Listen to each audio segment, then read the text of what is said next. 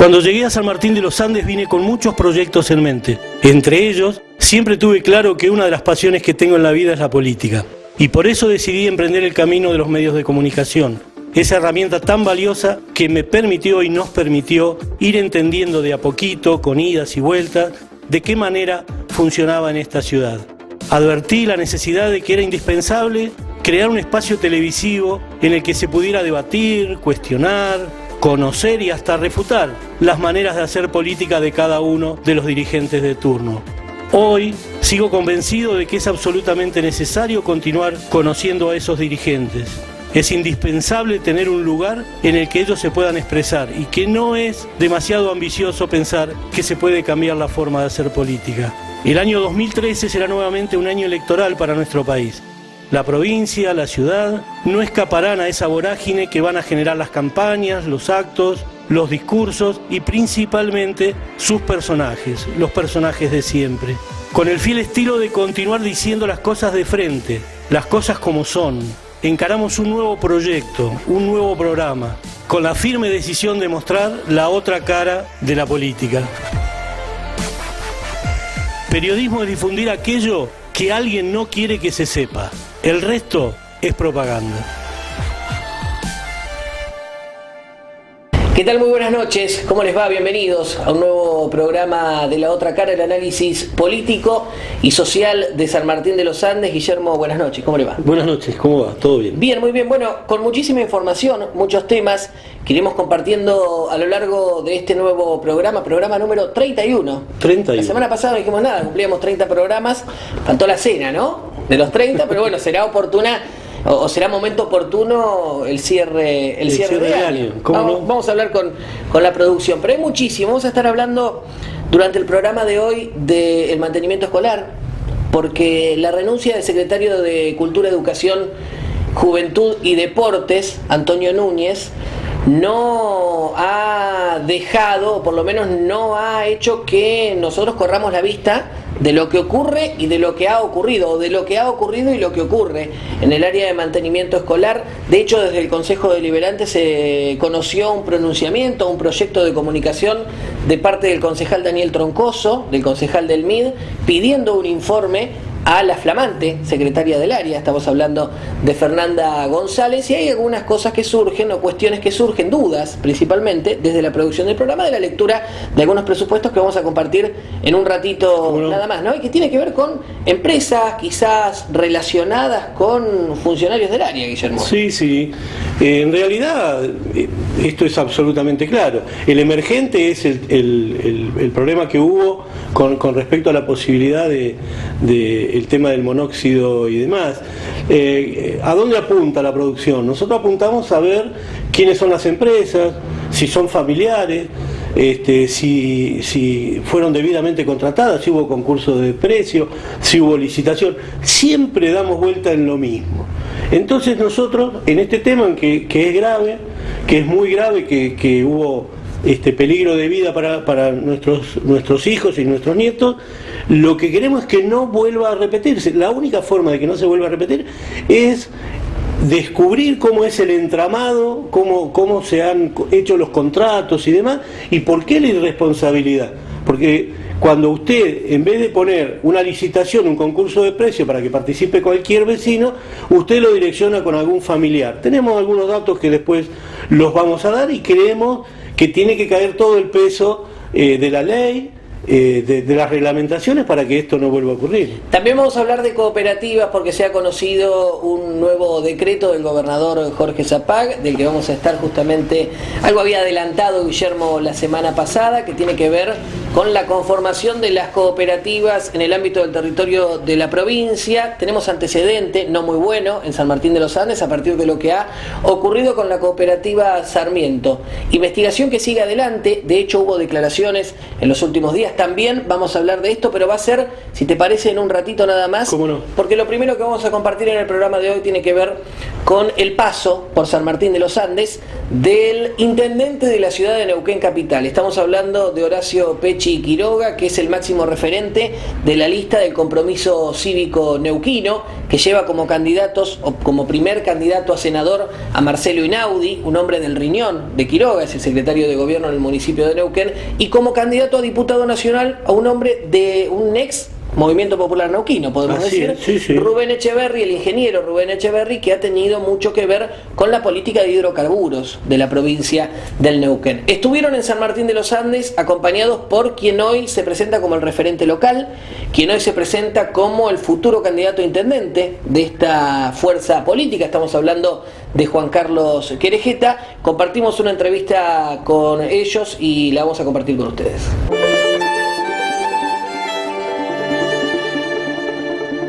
Muy contento, primero por estar haciendo campaña por candidatos que no tengo ninguna duda que van a tener actitud de defender los intereses y el patrimonio de los neuquinos y además la aptitud profesional y la capacidad técnica para convertir en normas aquellas medidas que hay que tomar preventivamente en un país donde está haciendo agua por todos lados y en un tema que es muy caro a los sentimientos de los neuquinos, que es el tema de hidrocarburos, con un Rubén Echeverri, ingeniero de profesión, especialista en todo este tema de que se habla mucho y se escribe poco, como es el fracking o la explotación de los yacimientos no convencionales, donde debería o se merece esto algún capítulo especial en una nueva ley de hidrocarburos que contemple las cuestiones medioambientales.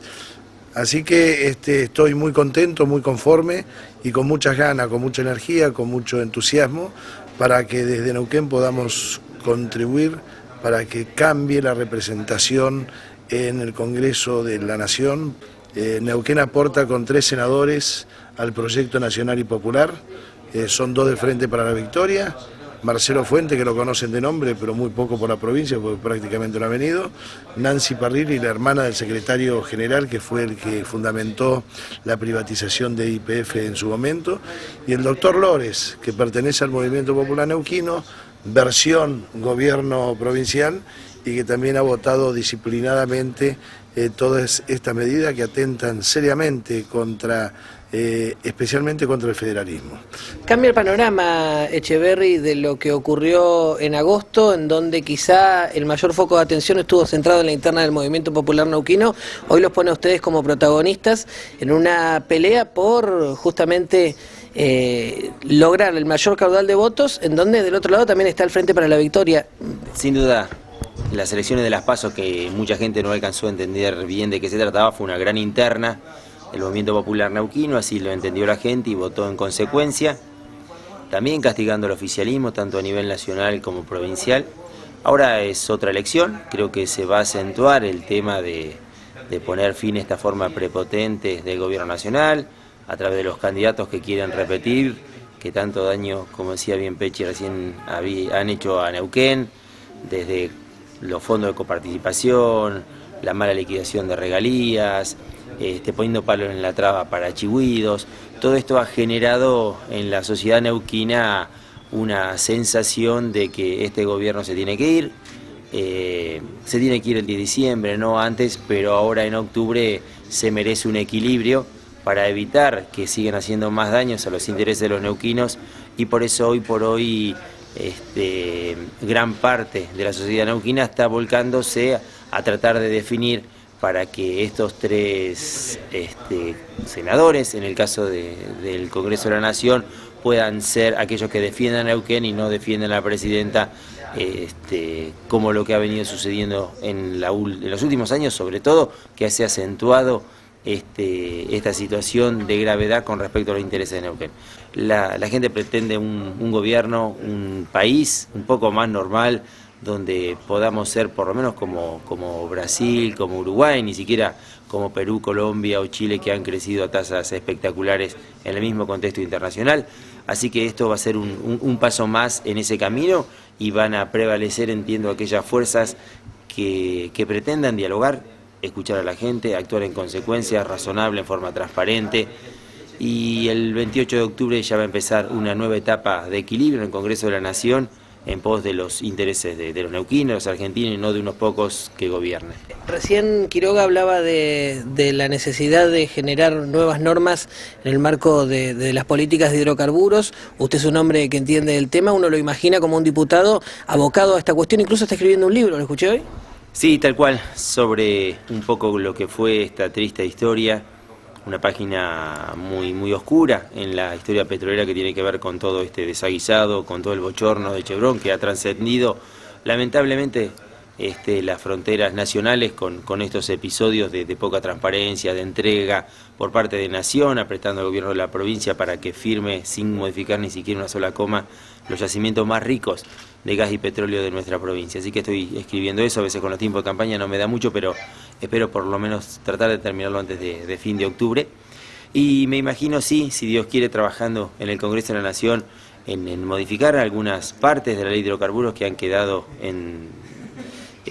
más que han quedado en desuso, que no han sido contempladas en su origen, como son lo que es el desarrollo de los hidrocarburos no convencionales, porque no existía ese concepto hace 40 años cuando se sancionó la ley petrolera en la época de Onganía, y tampoco la cuestión ambiental era un tema de agenda, era un tema que preocupaba al país en aquellos años, y sobre todo derogar lo que fue el decreto 1277 del año pasado, que luego de 50 años de que las provincias hayan luchado por sus derechos, se le haya reconocido. El presidente Kirchner sacó la ley corta que le daba la verdadera facultad a las provincias, y luego con un decretazo Cristina le volvió a arrebatar a las provincias el poder de sus hidrocarburos, poder manejarlos, poder defenderlo y ponerlo en manos de dos personajes como son Moreno y Kicillof, que han destruido y arruinado cuanta cosa han tocado, y lo están haciendo ahora con el tema petrolero, ¿no?